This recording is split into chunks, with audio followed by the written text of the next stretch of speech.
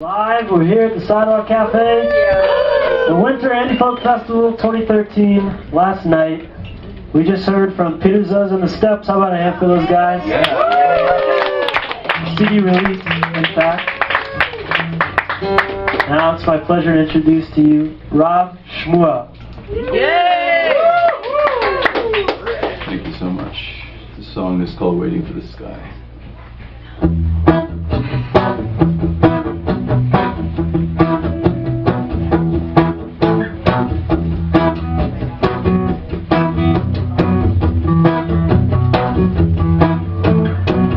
Everybody's got to dance, got to jump and take the chance that the water's not too cold for you. Can't stand all the suspense when you're standing on the fence and waiting for someone to push you up into the great unknown where the people cannot live alone. And I'm waiting for the sky, oh oh oh. I'm waiting for the sky, oh oh oh. I'm waiting for the sky to come falling down. Sometimes I've got to laugh when I wander from the path and see what kind of price I pay. Experiential traps, creating all the maps, the world the way I want to see it shaped, without the trouble and the tragedy of life struck down. And I'm waiting for the sky, oh oh oh. I'm waiting for the sky, oh oh oh. I'm waiting for the sky to come falling down. And if you are thinking, sure to get another break, I am here to tell you, you're making a big mistake. We're not so different, underneath we're all the same. Flesh and blood and skin and bones and hearts and sometimes brains.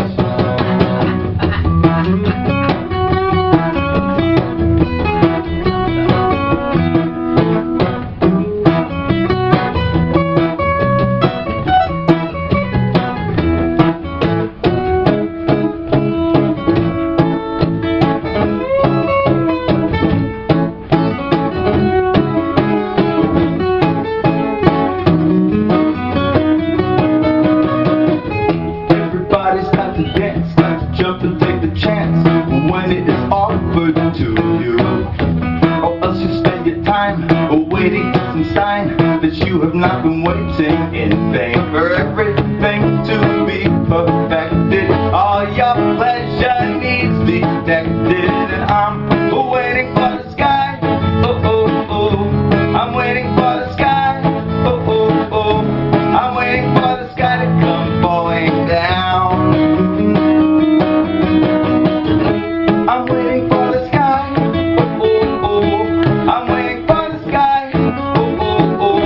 I'm waiting for the sky to come falling down on me, down on me. I'm waiting for the sky, oh oh oh. I'm waiting for the sky, oh oh oh. I'm waiting for the sky to come falling down.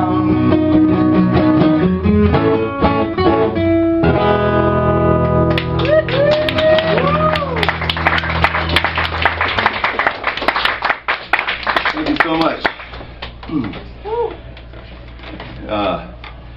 Yeah.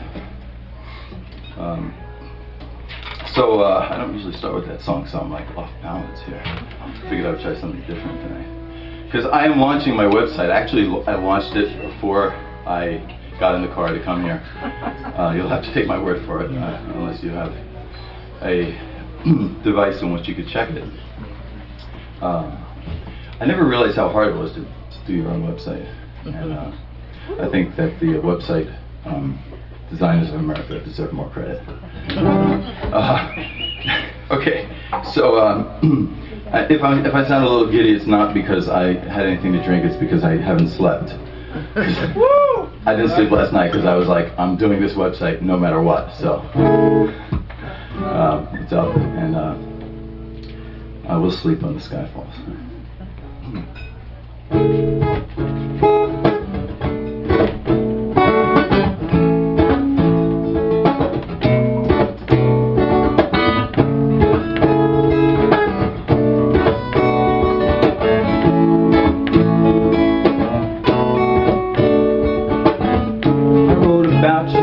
myself. I never seem to do much else. At least I save a lot on postage. I know not what the contents say, though I wrote it only yesterday. I'd like to think I've shut that door real tight. But I keep thinking about you now. You might be out there in the crowd, and I could ask your hand in marriage.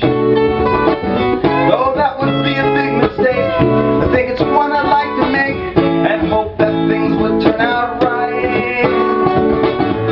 You might have meant something to me.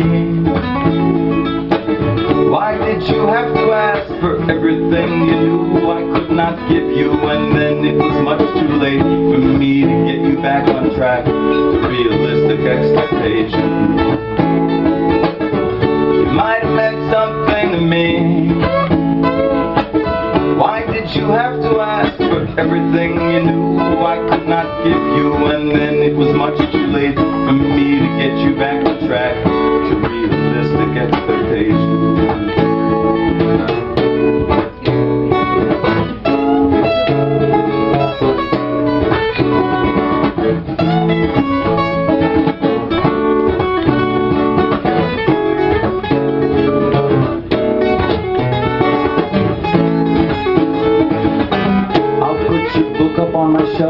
Though I don't think how much I don't have time to read about your courage, about how you lay there in the swamp fighting creepy insects off and finally made it through the night.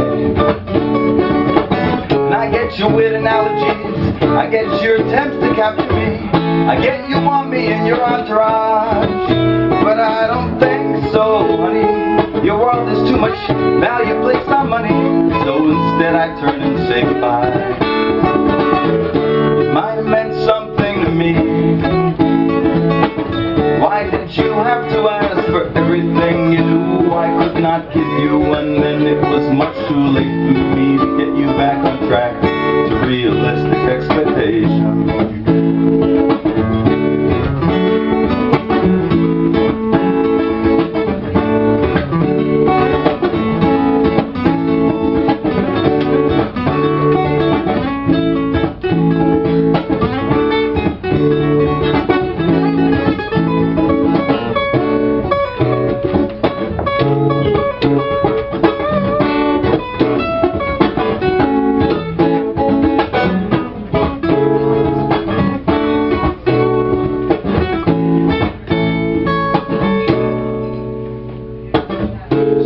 Awake at night, thinking about your eyes so bright, and how my soul they did nourish.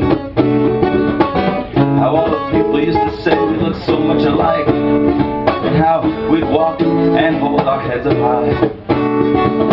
And I dream about us in the park. We cannot talk, but we can walk about in figure eights with a flourish. And when we reach the parking lot, I want to hug you, but I cannot. Instead I turn and say goodbye. You might have meant something to me. Why did you have to ask for everything you knew I could not give you, and then it was much too late for me to get you back on track to realistic expectations? You might have meant something to me.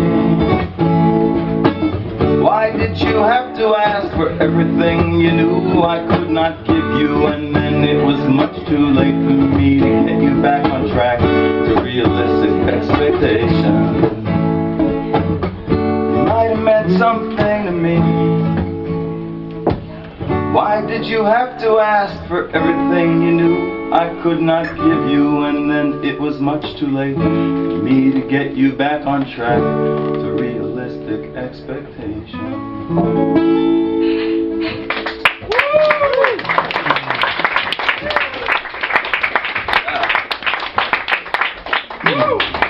Thank you so much.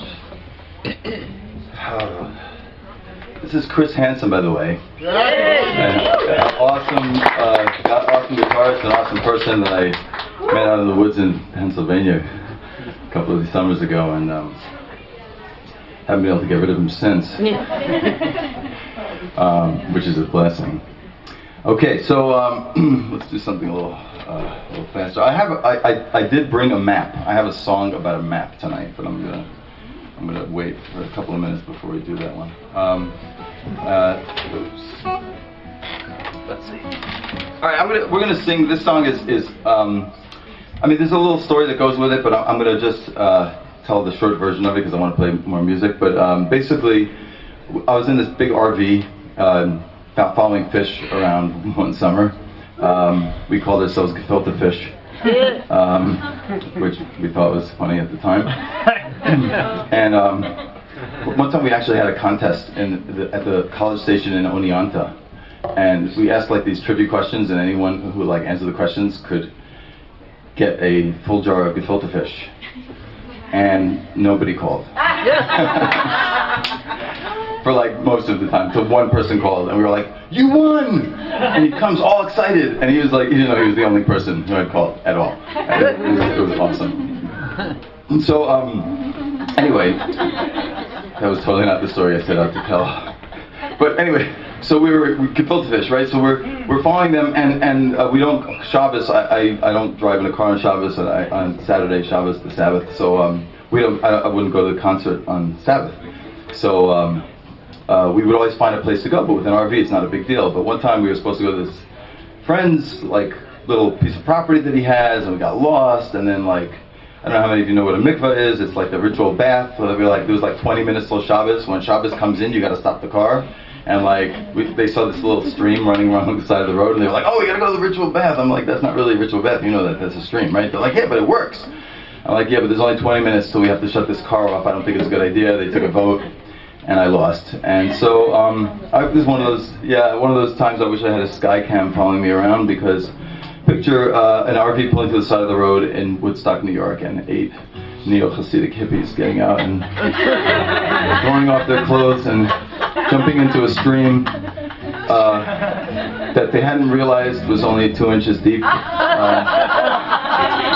But actually there was 5 inches of mud under the 2 inches of water. So we dunked in this very spiritual, holy water and came out spiritually cleansed, but wiping off the byproduct of that spiritual cleansing with towels and whatnot. And meanwhile, there's like 10 minutes till Shabbos, and we got to stop this huge RV in the middle of the road if we don't get to this. So we go up the road. We get to a fork in the road. I can't for the life of me remember which way to go. We all voted right unanimously. It was wrong. We go up this mountain street that has a cliff going down on one side and a cliff going up on the other side, and we're feeling like the rear wheel is like, slipping off the side as we're going around the turns, and the guy who's driving is like speeding as fast as he can go, which is like maybe 35 miles an hour, but because Shabbos is coming and we got to stop this car. So, we're like watching the time, and it's clearly the wrong place, and finally we pull to the top. There's like 2 minutes left, and we pull to the top of this mountain, and there's a farmhouse there and a barn and a huge gravel pit, and he pulls into the gravel pit in front of the barn, cooks up this huge cloud of dust, and he turns off the RV, and like we're doing all the last minute preparations, turning on the generator and whatnot, and we don't even know where we are. I mean, we look out of the window, the cloud, the smoke is clearing, the dust is clearing, and the farmer has come out of his house, and he's standing there with his wife and his dog and his shotgun, and just staring at the RV. And so very democratically, I was voted to go out and explain things to him.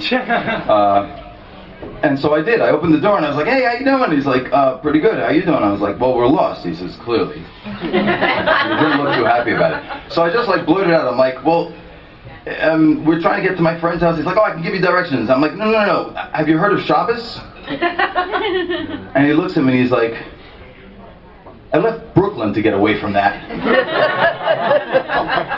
And sometimes you just don't even have to think, but you know exactly what to say. And so I was like, "Well, it's taken us a long time, but we've tracked you down."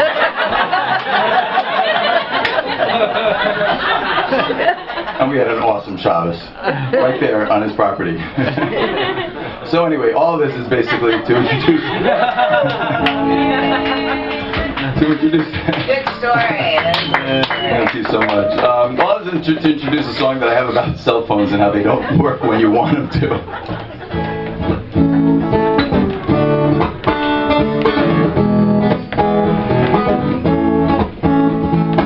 100 miles from no would I do if I had a heart attack? Or those people from that movie that I saw long ago would take me captive. Would they ever let me go?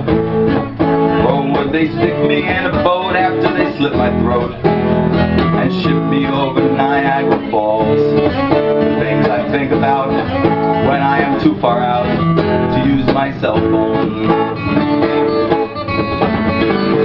Flying over the ocean makes me think, what would I do if we were hijacked by those people sitting right up there on the aisle who were not searched because of their racial profile? And what if they were all dressed up as rabbis?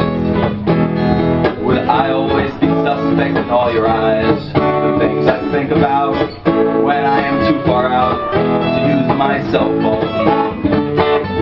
The things I think about when I am too far out to use my cell phone. The things I think about when I am too far out to use my cell phone. The sun setting on the horizon, with all I can think about is Verizon. The things I think about when I am too far out to use my cell phone. Bye, my love, will speak to you later, 'cause I am entering an elevator. It looks like it was made way back in 1882. I wouldn't be surprised if we got stuck in here for a week or two. And that sweet good-looking woman standing next to me will turn out to have no personality. The things I think about when I am too far out to use my cell phone. The things I think about when I am too far out to use my cell phone. The things I think about when I am too far out to use my cell phone.